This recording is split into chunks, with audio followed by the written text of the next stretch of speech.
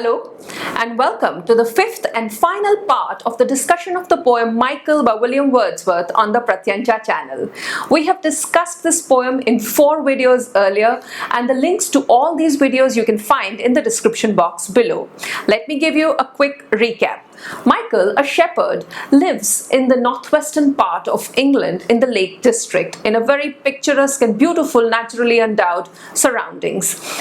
He lives with his family, his wife, his son Luke. Now Michael, out of his good heart, was bound in surety to his nephew's business. The business comes upon bad times and Michael is then summoned to pay up the fine. It's a huge penalty and Michael feels that the only way that he can do it is to sell his lands. But he feels very guilty about this idea because it is his ancestral land. He inherited it from his parents and now feels he should bequeath this land to his son. So he comes up with another idea, that why not send his son Luke to London? He can make it big there, come back, pay the fine, and the lands will not go into a stranger's hands, and Michael can then die a happy man. So in the last video we saw that all preparations are being made for the journey that Luke has to make to London. Let's now see what comes of Michael's hopes and expectations as Luke reaches London in this fifth and final part of Michael by William Wordsworth. In the 4th video, at the end, we saw that Michael was getting very emotional about Luke leaving him and the family to go to London. And Michael starts to tell him that how he has brought Luke up with a lot of love, with a lot of care. He starts to tell him of things that Luke as a baby may not have known and would not remember in his adulthood. And he gets very emotional saying all this. So he's now telling him that month followed month, and in the open fields my life was passed, and on the mountains. Else I think that thou hadst been brought up upon thy father's knees. But we were playmates, Luke, we were playmates among these hills. So he says that month after month, my life was spent working in the fields, working on the mountains. So it wasn't that I always held you in my arms, but at the same time, Luke, we were playmates. Constantly, we were with each other. We were companions of each other among these hills that are our home. As well thou knowest, in us the old and young have played together, nor with me didst thou lack any pleasure which a boy can know. And he says to his son that yes, I was old and you were young, but I tried to give you every pleasure that a young boy should know. And I'm sure you would agree with that. You and I really have been great companions, great friends of each other. Luke had a manly heart, but at these words he sobbed aloud. The old man grasped his hand and said, Nay, do not take it so. I see that these are things of which I need not speak. Even to the utmost I have been to thee a kind and good father, and herein but repay a gift which I myself received at others' hand. When Luke heard his father say all these things, and he was to leave very soon, he gets very emotional and he starts to sob aloud. And then the father feels very guilty. Maybe I shouldn't have said these things to you, but then do not take these to heart. I just want to tell you that I've been a very good, very caring father, and today these lands that I have gotten from my ancestors, I want to tell you that these are your property as well, and I would want to pass them on to you. For though now old beyond the common life of man, I still remember them who loved me in my youth. Both of them sleep together. Here they lived, and as all their forefathers had done. And when at length their time was come, they were not loath to give their bodies to the family mold. I wish that thou shouldst live the life they lived. So he tells Luke that your grandparents, or my parents, Michael's parents, brought me up here and they're buried in these lands. They got it from their forefathers, they gave it to me, Luke, and I would want to give these lands to you, and you should also be inspired by them, be proud of your ancestors, and you must also live the life that they lived. But it's a long time to look back, my son, and see so little gained from 80 years. These fields were burdened when they came to me. So he says, I know that I'm telling you of a long history, it's a long time to look back upon, and in the last maybe 60 years, 60 is 60. In the last 60 years, perhaps little has been gained, and these fields were burdened when they first came to me, and they came with a lot of responsibility. They came with a lot of labor that was involved in tending to them, in earning from them, in keeping them up. Until I was 40 years of age, not more than half of my inheritance was mine. I toiled and toiled. So I inherited half of these lands from my forefathers. God blessed me in my work. Until these 3 weeks passed, the land was free. This land that I inherited from my forefathers was a free land, was my land for keeps till the last 3 weeks. Why the last 3 weeks? Because it was 3 weeks back that Michael heard that he had been summoned to pay the penalty, and now a dark cloud hung above these lands, which would be sold if Luke were not to earn and bring the money back to pay the penalty and save the lands. It looks as if it never could endure another master. Heaven, forgive me, Luke, if I judge ill for thee, but it seems good that thou shouldst go. I don't think that we should give these lands another master rather than you, Luke. So you have to be the owner of these lands. You have to inherit them. And therefore, Luke, forgive me. I do not know if I take the right decision for you in sending you forth to London or not, but I really would want to take this decision. So just go with it and believe in my decision. And then the old man paused. Then pointing to the stones near which they stood, thus after a short silence he resumed, "This was work for us, and now, my son, it is a work for me." So in the last video we saw that Michael had walked Luke up to this sheepfold that he was building for his sheep, and there was this rough heap of stones that was scattered there, and Michael felt that Luke and he would build the sheepfold together. But now he tells Luke that this is now my work and not ours, because you'd be leaving soon. So he's pointing to this heap of stones, and he's telling this son of his that I would have to construct the sheepfold on my own now. But lay one stone. Here, lay it for me, Luke, with thine own hands. Nay, boy, be of good hope. We both may live to see a better day. At 84, I still am strong and hale. Do thou thy part, I will do mine. I will begin again with many tasks that were resigned to thee. And here the old man is telling his son, it's almost a sign of things to come. It is a sign that Luke is bound to the family property, to Michael and his wife, and he really feels that this would be a very good beginning for Luke to lay down the first stone of the sheepfold. And then he says, don't worry, you do your part then in London, and I will do everything I'm supposed to do here. And I know that many of these duties were to be yours, because I'm now 84 years of age, but that's fine. I will take up all the responsibilities that I thought I would put on your shoulders, but I will take them all on. All you do for me is, my dear son, please lay the first stone for me. Up to the heights and in among the storms will I without thee go again, and do all works which I was wont to do alone. Before I knew thy face, heaven bless thee, boy, thy heart these 2 weeks has been beating fast, with many hopes it should be so. Yes, yes, I knew that thou couldst never have a wish to leave me. So he says, I'm used to these mountains, I'm used to working in these fields. Even when you were not there, I used to work, and I could resume these duties very much on my own again. And I also understand that you wouldn't leave me if it were not my idea that you go to London. And I know the last 2 weeks even you've been concerned, you've been anxious, and this anxiousness could be hopeful because Luke feels he's setting out on an adventure. This could also be because he would have heard so many things about the big city and he's eager to explore them. And the anxiousness could also be because he's leaving his family, the security of being in a home right here, and going into a big new world out there, the challenges of which he's not aware about. So the father understands this, and he says that if your heart has been beating fast, it's for good reason, dear son. Luke, thou hast been bound to me only by links of love. When thou art gone, what will be left to us? But I forget my purposes. Lay now the cornerstone. And once again, Luke's father, Michael, he starts to think that, Luke, if you're gone, you're our only son. If you are gone, what would be left for us? And we are bound by links of love. But then again, he says, oh my God, I'm forgetting what we are here to do. The purpose is that you lay the cornerstone. As I requested, and hereafter, Luke, when thou art gone away, should evil men be thy companions, think of me, my son, and of this moment.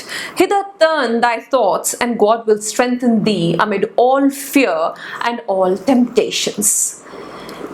So this is the father's idea of tying Luke to his roots, of tying Luke to his responsibilities, of tying Luke to the fact that he has a home that he has to care about. And he says, you lay the cornerstone, Luke, and the stone will then remind you in times when you are tempted by things which are not honorable, in times when you're with people who might harm you or your aims in life or your character or your morality, then think of me, Luke. Think of this home. Think of how we need you. Think of how we raised you. Think of this place that is your home, and you'll be saved from all that is evil in the world.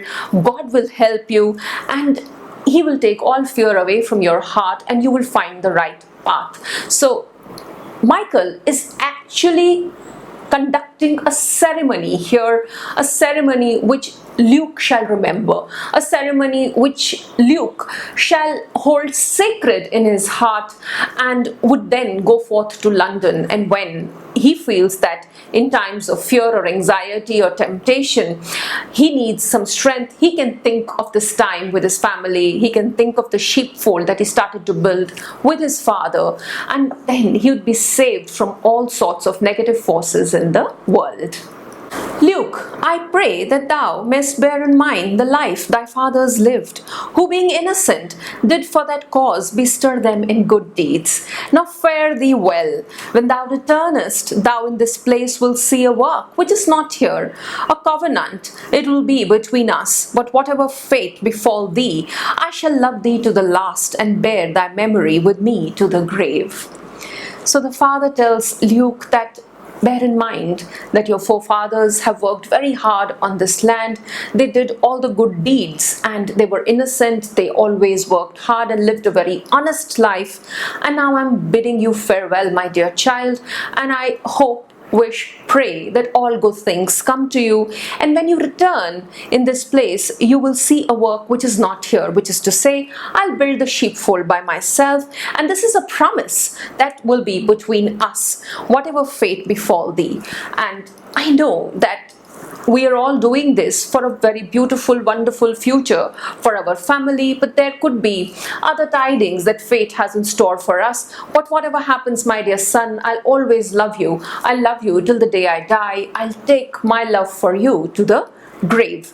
And this is a father's heart speaking to his son who's just about to leave on this momentous journey. The shepherd ended here, and Luke stooped down, and as his father had requested, laid the first stone of the sheepfold. At the sight, the old man's grief broke from him.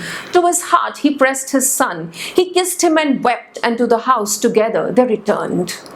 So Luke understood the promise that his father was asking of him. He made that promise to his father, to his land, to his ancestors, to the life that he was leaving behind, because he picked up the stone and put it in place where the cornerstone of the sheepfold should be. And when he did that, the father, at that very act, he became very emotional, started to cry, took the son and pressed him to his chest, and they felt that finally the time had come to say goodbyes, and now they came back to their house. Hushed was that house in peace, or seeming peace. Ere the night fell, with morrow's dawn the boy began his journey, and when he had reached the public way, he put on a bold face, and all the neighbours, as he passed their doors, came forth with wishes and with farewell prayers that followed him till he was out of sight. Hushed was that house. Everybody kept quiet. They were so emotional, so sentimental about the son leaving. that the house was in seeming peace. There was a lot of peacelessness, a lot of anxiety, a lot of emotional baggage that each one carried that night within their hearts. Luke for his future, the family, mother and father for the safety, well-being of their son, for the dues that they have to pay and if they would be paid. And each one had a very peaceless time, and yet the house was hushed. Nobody said anything. So on the face of it, it was very quiet, but it was only seeming peace. It wasn't really the right kind of peace. It was peacelessness before night fell. And then with the dawn, with the morning, the boy went on his journey. And then when he reached the public way, that is, he got out of his home and he reached the way where other neighbors' houses were. Everybody wished him well. They prayed for him. And Luke was on his way to London. A good report did from their kinsman come of Luke and his well-doing, and the boy wrote loving letters full of wondrous news, which, as the housewife phrased it, were throughout the prettiest letters that were ever seen. Both parents read them with rejoicing hearts. So many months passed on, and once again the shepherd went about his daily work with confident and cheerful thoughts. So Luke reached London. Their relative wrote to them that everything is fine with the boy. The boy also wrote back, and he had such good news, and Luke's mother was delighted to receive these letters. She felt this is the best thing that could have happened on the face of this earth. They rejoiced, they celebrated, and the shepherd returned to his daily labor with cheerful thoughts and with hope in his heart. And now sometimes when he could find a leisure hour, he to that valley took his way, and there wrought at the sheepfold. And then sometimes when he had some free time, he would go and start making the sheepfold. He would work on making this enclosure for the sheep, which Luke had begun with him. Meantime, Luke began to slacken in his duty, and at length he, in the dissolute city, gave himself to evil courses. Ignominy and shame fell on him, so that he was driven at last to seek a hiding place beyond the seas. Luke in London lost his way. He lived a very dishonorable life. He did things which brought him disgrace, which brought him ignominy, and finally, as a punishment, he was sent away maybe to a prison or maybe banished from the lands, and he had to almost seek a hiding place there because there was no place for him in the city where he had not followed his duties, where he did not follow the honorable, respectable path. There is a comfort in the strength of love. It will make a thing endurable, which else would overset the brain or break the heart. Now the poet directly talks to the reader for the first time within this conversational tone that he has been following, with Michael talking to his son, and then the son departing, the neighbors wishing him. Now the author, the poet, directly talks to the reader, and he tells the reader that there is a comfort in the strength of love. When you love someone, you believe in the strength of that love, and that makes you tolerate certain things which otherwise can break your mind or can break your heart. And then the poet says, I have conversed with more than one who well remember the old man and what he was years after he had heard this heavy news. His bodily frame had been from youth to age of an unusual strength. The poet says, I came to this area, I spoke to many people who knew Michael and who had seen him in his old age after he had heard this bad news of his son not keeping the honorable ways of life, not following his duties, and his son not returning back. Of course, this wasn't news to Michael, this was his reality, and Luke did not keep his promises. So the man had been of unusual strength from his youth to his old age. Because of his job, he needed this bodily and mental strength to survive day to day. Among the rocks he went, and still looked up to the sun and cloud, and listened to the wind, and as before performed all kinds of labor for his sheep, and for the land his small inheritance, and to that hollow dell from time to time did he repair, to build the fold of which his flock had need. So he continued with the tenor of his life.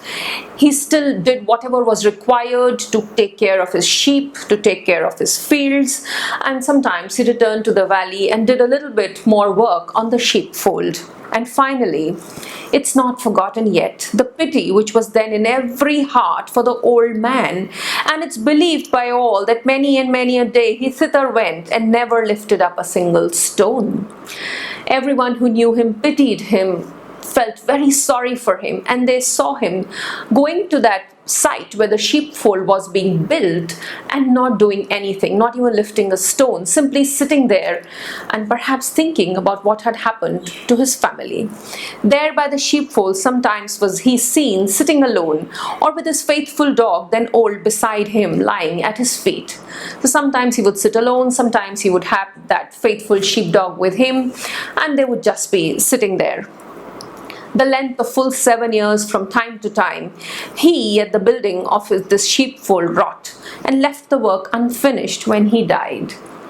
7 years after Luke left for London, Michael died. He did not finish the sheepfold, though he went there many times to start to build it or to do more work upon it. 3 years or more, little more, did Isabel survive her husband. At her death, the estate was sold and went into a stranger's hand. 3 years after Michael's death, Isabel also passed away and the estate was sold to a stranger. The cottage, which was named the Evening Star, is gone. The ploughshare has been through the ground on which it stood. The cottage Evening Star is gone, was destroyed, and the land on which it stood was then to be prepared by the one who bought it for farming. Ploughshare, the part of the implement, farm implement plough, which is used to make furrows in the field so that seeds can be sown. So finally, the cottage was brought down, the field was furrowed, and that means that nothing remained of the cottage or of Michael's existence. Great changes have been wrought in all the neighborhood, yet the oak is left that grew beside their door, and the remains of the unfinished sheepfold may be seen beside the boisterous brook of Greenhead Gill. So the cottage was razed to the ground, and the only thing that remained was that oak tree. They had named it the clipping tree because Michael and his son would sit there and would shear the sheep. They would take the wool off the sheepskin. And there is the unfinished sheepfold beside the boisterous brook of Greenhead Gill. What a heartbreaking way of ending the poem. Thrice over, the poet mentions the boisterous, the tumultuous, the energy-filled brook, the small river of Greenhead Gill in the Grasmere Vale in the Lake District. And this is his way of saying that time goes on, the brook still flows, it's still as energetic, but one way of life has come, has seen the rites of passage, and has now moved on. And what a tragic end. What a tragic end to his hopes, to his expectations, and what a life. This has been a life that all it had in its share was struggle, was labor, was hard work, dedication, pride, honor. And at the end, when he felt that he needed to defend it, he felt that he was too old. Michael felt he couldn't himself now earn this large amount of money to pay this fine that has been thrust upon him by such an unfortunate change of circumstances. So he depends on his young son. He's heartbroken to send him away. He's worried for him. He draws a covenant between the two of them. He starts building this sheepfold. And this is how life is, and this is how it ends. And there's an Eliot line that I remember here. This is the way the world ends. This is the way the world ends. This is the way the world ends. Not with a bang, but a whimper. Michael passes away into nothingness. A very emotional, heartbreaking pastoral poem written by William Wordsworth. To summarize, well, it's a poem that William Wordsworth writes to celebrate the shepherd's way of life in this beautiful Lake District in northwestern England. He writes it to celebrate how a family works together, toils together to keep the tenor of their life, and how he depends on his young son to now take the family out from a challenge, from a problem that they are facing, but his hopes and expectations come to a very tragic end.